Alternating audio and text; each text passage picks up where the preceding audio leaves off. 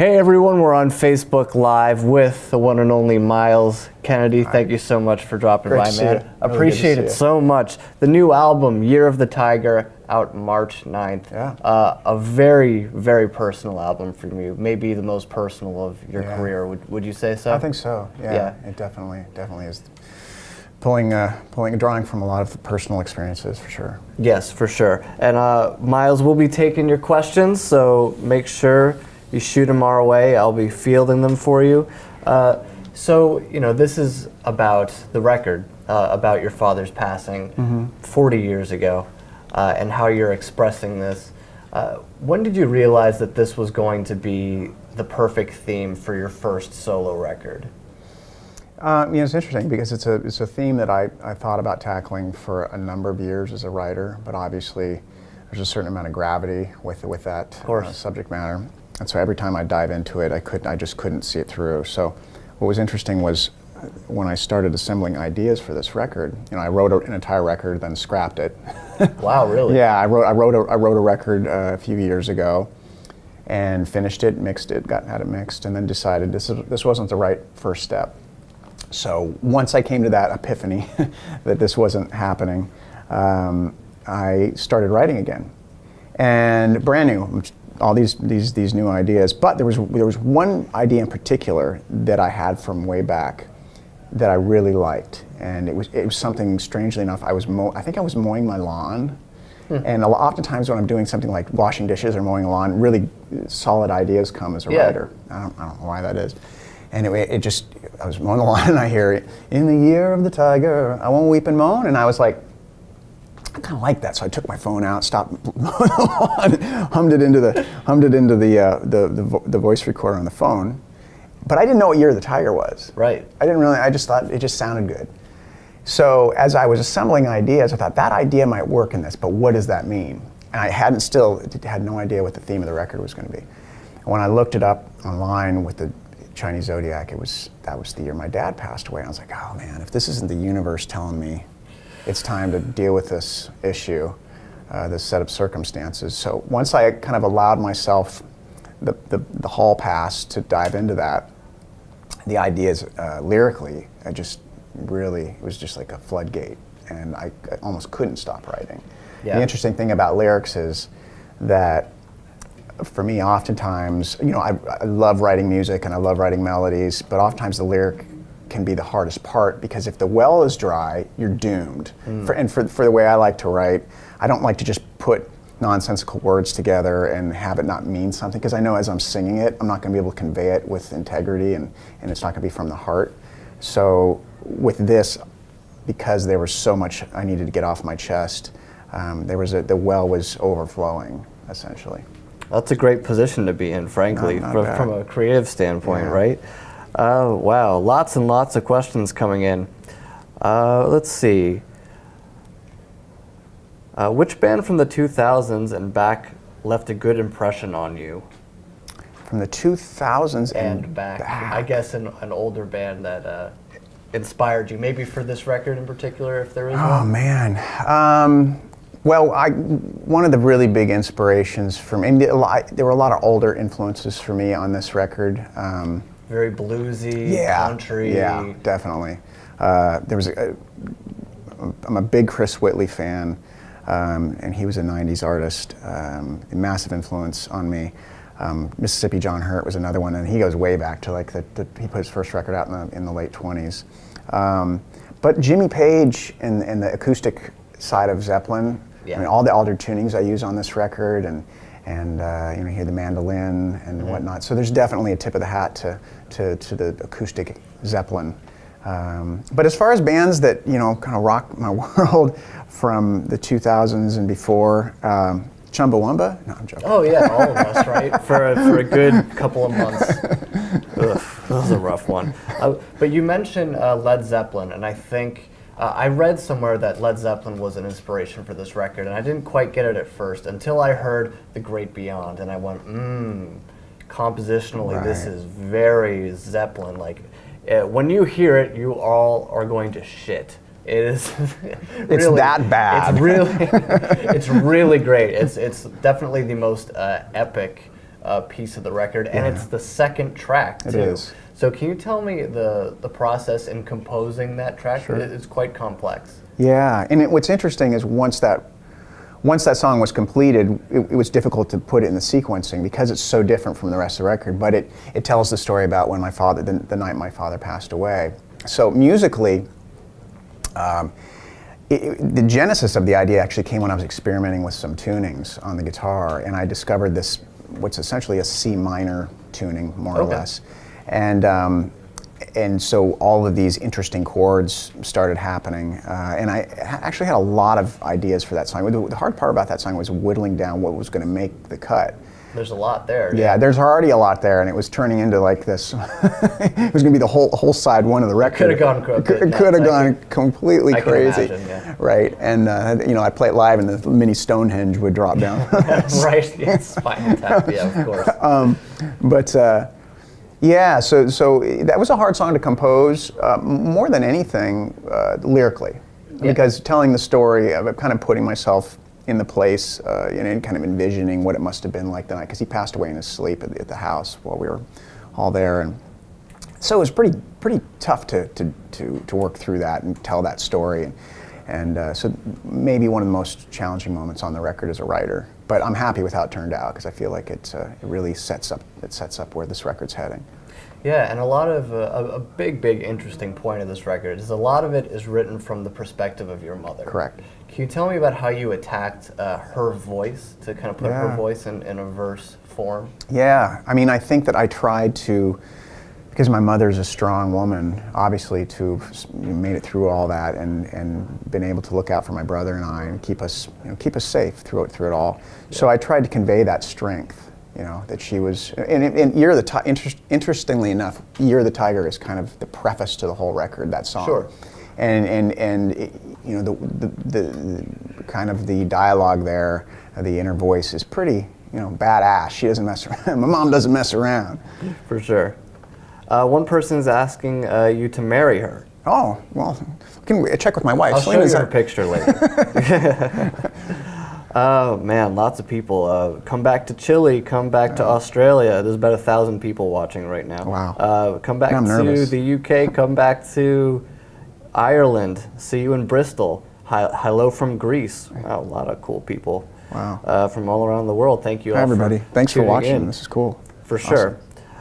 So another very poignant lyric on this is, "There are thieves outside our window," which opens the Ghost of Shangri-La. Ghost of Shangri-La. And that's based on a true story right after the passing of your father, right? Yeah, we were gone for, I forget where we went. I think we went to Montreal for something. And we, at the time, lived just outside of Boston. And these kids broke into the house and stole a bunch of stuff, one of which was my father's stereo equipment. And he was a real audiophile. He built these speaker cabinets, and so that was something that would have been cool to have, growing up, just knowing that my dad built it. But they ran off with it, unfortunately, and so that was part of the catalyst for my mom to decide to take off and leave the area. So we packed the car up and it started the journey. We headed to Wisconsin from there so she could start over. That was sort of the catalyst of the change of life, right? Yeah. Wow. Crazy that would happen. Here's an interesting question. Do differences in faith ever cause tension between you and Tremonti over certain lyrics, or does it go pretty smoothly? It goes smoothly. Yeah. I would imagine so. Yeah, which is good. That would be awkward. That would be. You probably wouldn't be in a band with him for this long. Right. It's been quite some time. We've had some discussions. I mean, they know that I think I probably have the. I'm not sure about Flip, but I know that Brian and Mark certainly have their beliefs, and then I have my. I guess my lack of belief for better. It's hard to describe it other than that. But everybody's cool. Everybody understands one another and respects one another. Yeah, that's all you can do. That's all you need. And that's which is wonderful. For sure. Robert asks, do you ever get overloaded or fear burning out with all the different kinds of projects you work on? Keep up the great music. Thank you. Absolutely. Yeah, wow. I do. Because I think I've had a good run, especially over the last 7 years, but I keep asking myself, I'm staring at an Alter Bridge record next year, Right. and I'm like, what themes are left to write about? Someone please give me something to write about. Yeah, and then there's a little guy named Slash who you might reconvene exactly, with at some point. exactly. Of course, people are asking any chance that there's going to be new stuff with Slash coming soon. I think it remains to be seen. We'll see how everybody's schedules work out, but obviously he's doing He's a bit awesome. busy at the a bit moment. busy. It's awesome. Oh, here's a great question. Jane says, how has your family reacted to Year of the Tiger? That's a great question, and so far I've played it for my brother, and I'm waiting for the hard copy to come so I can sit with I want to sit with my mom. She has the record in hand. I'm a little nervous, actually. I'm not gonna lie. I'm nervous about how even though when she heard I was doing this record, because I would call her and ask her a few questions. It was just about the timeline and everything, and I think she was a little concerned, like, are you angry with me? And I'm like, no, Mom, you're like, I had to work through some issues with Dad, as far as like some real big questions. But at the end of the day, you were put on a pedestal. You're my hero, Mom. So don't fret. But I'm still nervous. I'm still nervous nonetheless because it's so personal. Well, you've put so much work into it. I mean, this has been a very, very long time coming. People have been talking about a solo album forever, so I can't even imagine how long you've just been thinking about it. I mean, imagine the pressure. I'm sure the pressure. It is a lot of pressure, like especially when it comes to your family. Yeah. Let's see. This person is saying, great questions from the Facebook crowd. I would agree. Definitely. Any plans to come to Canada with Alter Bridge soon? Like a full Canada tour. I would love that. I would love that. Yeah. My dream tour in Canada would be to be able to tour with Big Wreck, because I love Big Wreck. Yeah. Oh man, so good. I mean, they're so good. Ian Thornley is he's a genius. Yeah. So I would love that. That would be great. Very cool. Hello from Brazil. Let's see. How did you like playing the character in the movie Rockstar? Well, what's interesting is it was almost like I wasn't playing a character. It was kind of just being me. I mean, I really felt like, I'm here on this big fancy movie set, and there's Zach Wilde, there's Jason Bonham, and there's Jennifer Aniston, and I was like, just this kid from Spokane. So it wasn't easy. I mean, it wasn't hard to play the aw shucks. This is great character. So it was fun though. It was a cool experience. Awesome. Let's see what else. Hello from Prague. Hello from Mexico City. Awesome. Have you thought about releasing the tablature for Year of the Tiger? This person has copies of the first 3 Alter Bridge tab books. Would love to get your solo stuff. I'm going to make a mental note. We're going to get on that right now. Yeah? Yeah, that's a great idea. Good, all right. Great idea. Well done. Any Alter Bridge song you want to try acoustic, perhaps on your solo? Yes, there is. In fact, I'm going to do a few songs, or one song in particular that we've never done.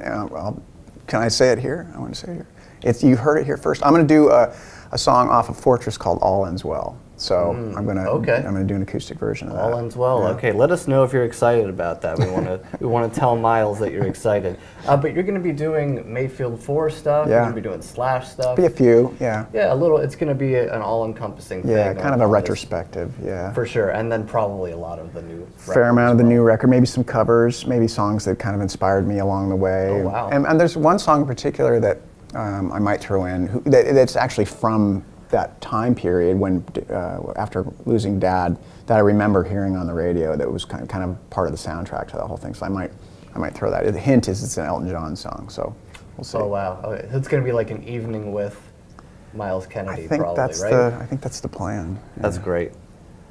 Let's see. Let's see. Were you bummed over Donald Fagen's death? I know you're a Steely Dan geek. Oh yeah, it was Walter Beck. Unless Donald's passed away, and I don't know. Yeah, but yeah, this person has got the wrong Steely Dan member. but yeah, I definitely was bummed. That was somebody that I was kind of hoping to meet. I mean, I'm a massive geeky fanboy of that band, and so it would have been cool to meet him. But yeah, I was definitely sad. Yeah, that was a rough one.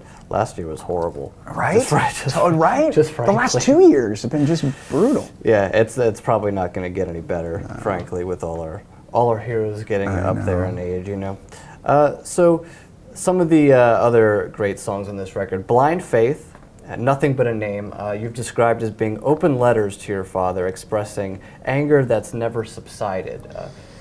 Did writing this album help with that? Yeah, it did. Yeah. It did help. I felt, it was really tough to go down that road as a writer, because I felt like, do I put this out there?